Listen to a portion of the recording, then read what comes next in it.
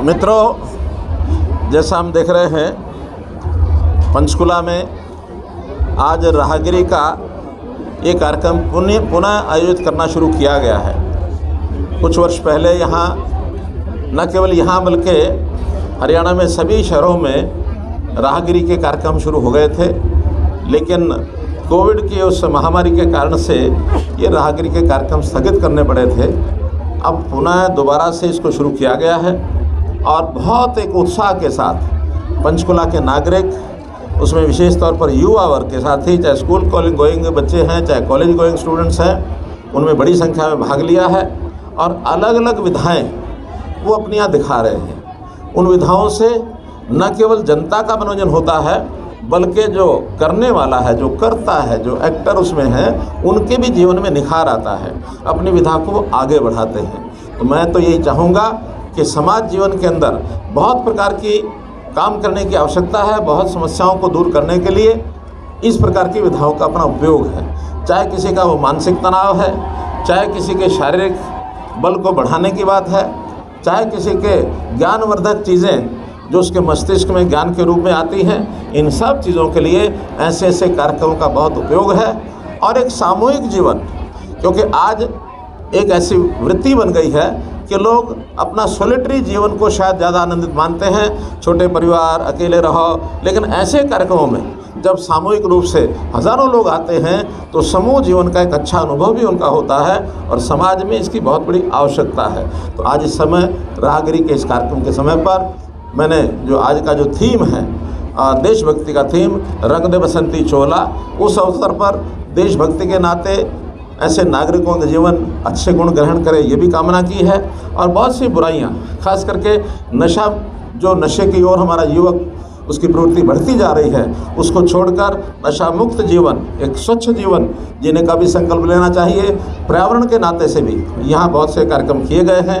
पौधारोपण के नाते एक पौध का वितरण, प्लांट्स का, वो भी किया गया है। और प्लास्टिक फ्री बैग्स को, यानी बैग्स, रीयूजेबल बैग, वो अपनाएं, उसके लिए भी किया गया है। सेल्फ हेल्प ग्रुप्स अपने जो स्थानीय प्रोडक्ट हैं उनको बना करके भी उसका प्रचार प्रसार यहाँ करती हैं, काफ़ी बिक्री भी उनकी होती है।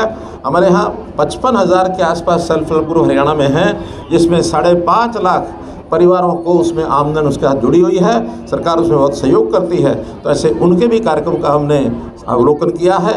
योग के नाते भी योग कक्षाएं यहाँ चल रही हैं। मैंने कहा बहुत प्रकार के गतका, ये एक ऐसा खेल जिसको अब स्थान मिल गया खेलों में भी, और हम भी अपने पाठ्यक्रम में गतके को लेके आ रहे हैं। तो ऐसे बहुत प्रकार के विविध कार्यक्रमों से भरा हुआ ये जो राहगिरी का कार्यक्रम है, इसके लिए बहुत बहुत शुभकामनाएं, बहुत बहुत धन्यवाद।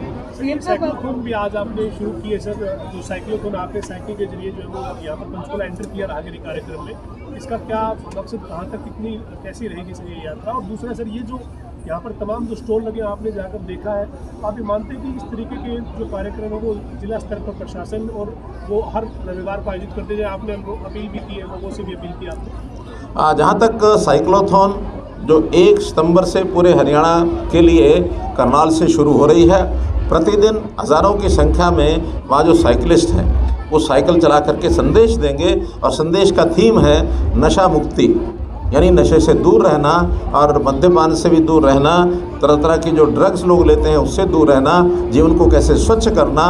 उसमें हमारे जितने डिपार्टमेंट हैं उनकी भी हिस्सेदारी है, सामाजिक संस्थाओं की भी हिस्सेदारी है, विशेष तौर पर पुलिस के विभाग की उसमें विशेष हिस्सेदारी है, क्योंकि एंटी नारकोटिक्स ब्यूरो जो हमारा है उनको भी ये दायित्व सौंपा गया कि समाज को जागरण करें और जो इस प्रकार के स्मगलर्स हैं, जो विक्रेता हैं इन दवाइयों के, उनके खिलाफ कार्रवाई भी करें।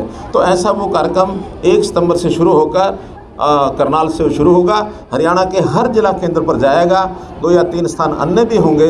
तो ऐसे 25 दिन की वो यात्रा, साइकिल यात्रा पूरी होगी। यमुनानगर में उसका समापन होगा। कोई जिला केंद्र उसमें छोड़ा नहीं जाएगा। उसका रूट प्लान मोटे रूप से बन गया है, फिर भी फाइनल करके आप लोगों को दिया जाएगा।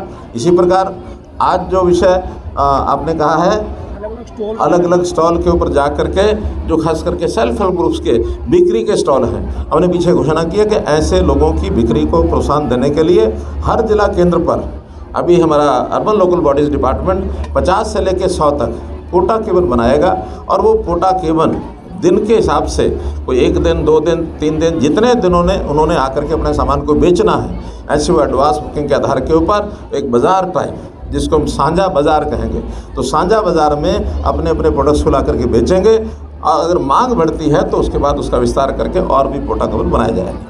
बीटेक की क्लासेस शुरू हुई है, बीटेक की क्लासेस कल से आरंभ हुई है पंचकुला में और फोरेंसिक यूनिवर्सिटी की बात आ रही है, उसको लेकर क्या कहेंगे? नहीं, क्लासेस शुरू हुई अच्छी बात है, लेकिन ये बीटेक की क्लासेस को कौन सी, आप कोई पॉलिटेक्निक की बात करें, किसकी कह रहे हैं? पॉलिटेक्निक कॉलेज में, हाँ, पॉलिटेक्निक कॉलेज में जहाँ कहीं हमारे पास इंफ्रास्ट्रक्चर था उन क्लासेस को, शायद 3 ऐसे कॉलेजेस हैं जिनको हमने पॉलिटेक्निक को भी बीटेक क्लासेस के लिए एक प्रकार से चयन किया है और वहाँ उनकी क्लासेस शुरू कराएंगे।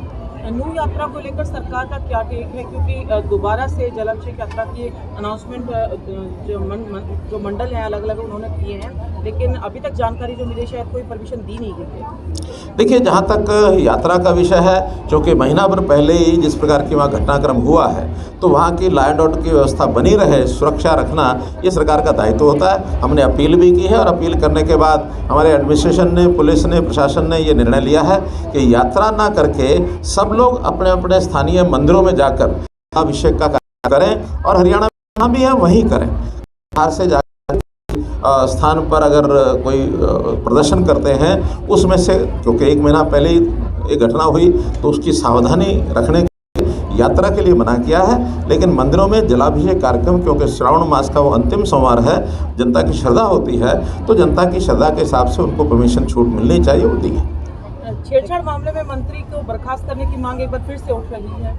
देखिए, जो उसके बारे में कोई टिप्पणी नहीं करनी चाहिए क्योंकि वो अभी सब जुडिस के नो कमेंट। सीएम साहब, कल भगवंत मान ने कहा है कि हरियाणा को लेकर उन्हें कल सवाल उठाया कि वहाँ पे क्यों नहीं, अगर हरियाणा की व्यवस्था खराब होती तो उनके ऊपर टिप्पणी नहीं होती। अगर उनके ऊपर टिप्पणी हुई है तो व्यवस्था वहाँ की खराब है। अगर राष्ट्रपति शासन की बात चली है तो वहाँ की चली है। हरियाणा सुरक्षित है, हरियाणा की चिंता कोई ना करे।